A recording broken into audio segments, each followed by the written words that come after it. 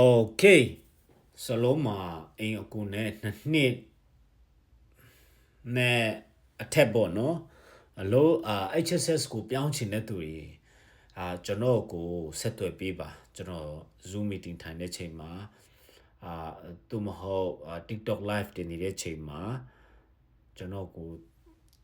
စကားပြောပေးပါကျွန်တော်တို့ဒီလုံးဝဒီစနစ်နဲ့တော့အကျွေးစနစ်နဲ့ဆိုတဲ့ဟာကျတော့မလုပ်ပြနိုင်ဘူးတိုးတော်လည်းပဲတချို့ဘယ်လောက် percent ဘယ်လောက်ထိကျွန်တော်တို့ခြံထားပြီးတော့ကျွန်တော်တို့ဘယ်လိုလုပ်ရမလဲဆိုတာကျွန်တော်တို့ဆွေးနွေးပြီးမယ်เนาะဒီကာလကကျွန်တော်တို့အိမ်ကိုကနေပြီးတော့ဒီတခြား sector ကိုကူးလို့ရကိုတင်တဲ့သူတွေအတွက်ကူးလို့အကောင်းဆုံးအချိန်ဖြစ်ပါတယ်ဆိုတော့ဘော်ရာတွေကိုလည်းမြဲ share ပေးပါမြဲ share ပေးပါကျွန်တော်တို့ next စကားလာပြောပါလို့မနေ့ညနေတရက်မှာနှစ်ခါကျွန်တော် TikTok မှာ live တင်ပြပါမယ်အားလုံး thank you နော်